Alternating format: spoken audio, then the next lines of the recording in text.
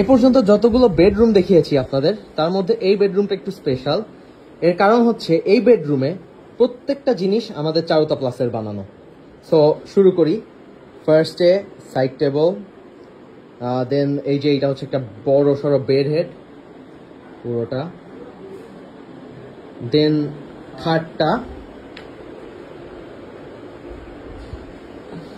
এরপরে dressing table,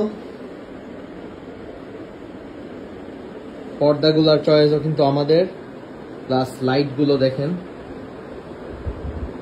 দেন ceiling,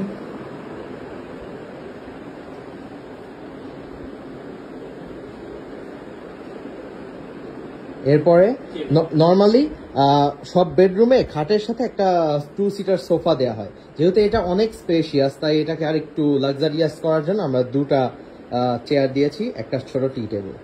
আর এইটা হচ্ছে